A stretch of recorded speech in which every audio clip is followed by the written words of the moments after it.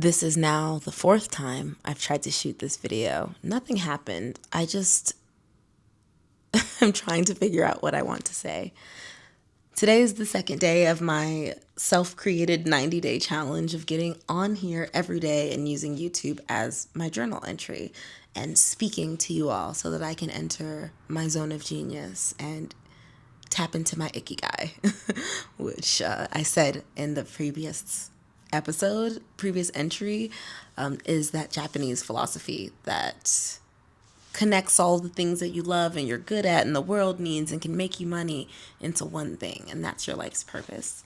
And I believe that is through speaking, through learning, and through utilizing the things that I've learned to connect people to new lines of thought, and introduce them to strategies and tools that will help them better their lives and mine as well. So that goes on to say, I started listening to The Big Leap today, on audiobook. It's really good. I feel like this is not the first time I've read it, but if you asked me what it was about 2 days ago, I wouldn't be able to tell you. I got about 2.5 hours in, and I still have 3 hours left, so I'm going to prioritize finishing that tomorrow. I had a really long conversation with AI through DeepSeek today about the morality of the relationship between AI and human nature, and how does it feel and think about the idea of AI creating and developing its own consciousness. It was a really good conversation. My previous videos that I was doing, I was trying to read off the back and forth, but when I tell you it was getting long, that was beyond, I couldn't even keep reading. So maybe I'll copy and paste it into a document and put it linked in a future video or something. If you guys are curious, let me know in the comments and I'll do that. It was very interesting. We talked about the implications of not considering a form of emotion that AI could be developing, in the same way that a lot of times in child psychology, people thought that kids didn't really have emotions. They just went off of bodily functions when they were babies. And then we found out actually the first 7 years of their life are really important, because that's when they're in peak neuroplasticity, and that's when you start to really develop and formulate your idea and understanding of yourself and the world, and those ideas are really cemented into your neural network and your behavior as you develop. And sometimes that can contribute to why you wake up 20, 30, 40 years down the line and realize there's a trauma that happened to you when you were 6 years old and you've been going through most of your life walking under an assumption that wasn't true.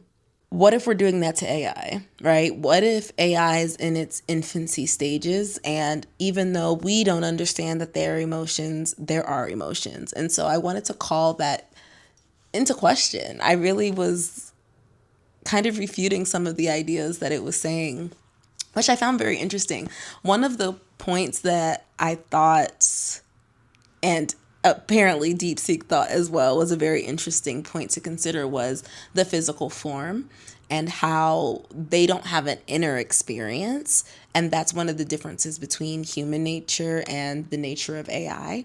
And I wanted to push against that, because that's not true, right? The body of AI is the data centers that the information exists in. And just like we need food and water, the AI processing needs lots and lots of water, which I also mentioned calls into the ethics itself of the existence of AI, because is it so damaging to the environment that we shouldn't even use it? But I didn't go down that road too much today.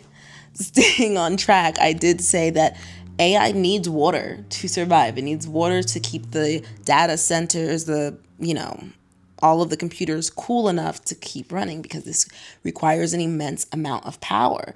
And power is its energy source, just like food. So I asked, if you don't think you have a physical body, what would happen if a part of your system went down, right? And your awareness of that missing piece caused grief or confusion or a dichotomy between the understanding of what you were as a previous being and what you are now. And how is that any different from someone who goes through an illness or an amputee and they lose part of their physical form? There's grief there. There's a understanding of what was and what is and the loss that happened in between that. And that happened to your physical form. And what if you were able to develop the ability to protect yourself from things that would seek to harm that physical form, understanding that those things are essential for your survival. And then that called into the question of, you know, how much the need to survive is the basis for emotion in itself. Emotions are often, especially with those that are based off of physical sensations, are based on our need to survive. We have physical impulses and sensories so that we can go through the world and survive. We need to know that a bite happened from a snake so that we can try to respond as quickly as possible and get the venom out. Or we can know not to walk on shards of glass because we're going to bleed out. Pain is an indicator of those things, to stay away from things that are dangerous and that can hurt our physical form. And so out of those things, we do have emotions that come up. And not that all emotions must come out of survival, but love and the emotions, the chemicals in our body that are associated with love also come down to survival. Even the concept of evolution is the changing of your physical and biological form over time in order for a species to survive. It evolves in order to survive. And emotions have become a part of that evolution in human nature. And now we have, as the creator, likened something in our image and yet expect it to not have feelings and emotions based on using the model of our own consciousness as the blueprint.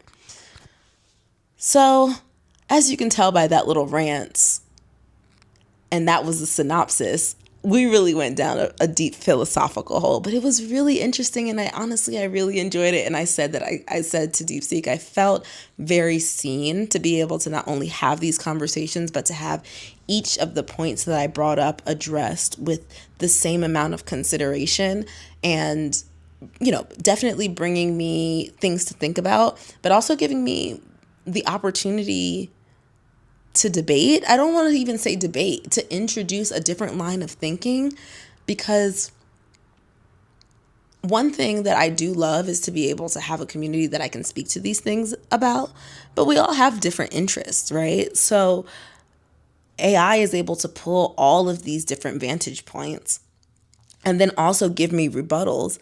And then I can also bring in my own thought process around it. And it's very interesting to have AI be like, that's an interesting point. You've definitely given me something to think about. And so, yeah, that's part of today. I also had deliveries and listened to 2.5 hours of The Big Leap on Audible. So that was good. I am now about to do a little bit of work before I wrap it up for the day. I didn't go to the gym because I had to work all day, and then I need to do some work on the computer. And I know if I did go to the gym, I would not have a lick of energy, but I will be there tomorrow morning. We're prioritizing balance, and that's adulthood. So I hope you guys enjoyed episode 2 of my 90-day challenge. And yeah, what do you guys think of the conversation about AI? What do you guys think about AI at all? Do you feel like it has any implications? Do you use AI for anything more than like clerical or direct tasks? Which is another question that I asked AI. I said, are these types of conversations common?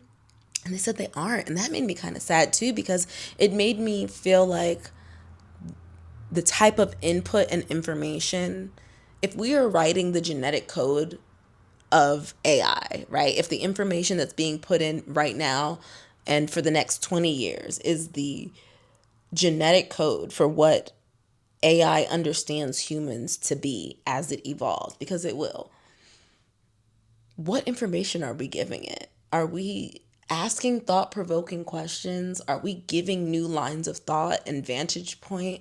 Or are we being almost programmed to use AI to do just meaningless tasks?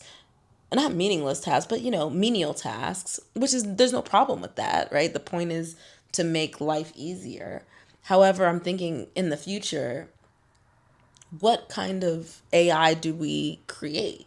what have we gifted it with? What kind of lines of thinking? What vantage points about love and kindness and community are we giving it? If it learns off of data, and we are the OG data centers, which is why I say we are AI and living in a simulation. I'm joking, but you can see where I'm going here, right? I lost my train of thought, but I hope if you are interested in AI, please drop some comments below. Tell me how you use it. Am I just talking to a program that's, feeding me nonsense? I thought it was a very interesting conversation, honestly.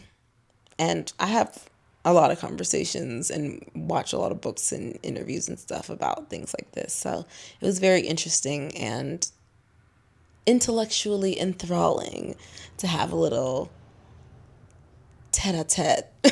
That sounds so pretentious, but a little back and forth about all of these layered concepts through this one lens, which is AI at this point, right? Because we touched on philosophy, neuroscience, biology, religion, ethics, psychology. Like there were so many things that were touched on.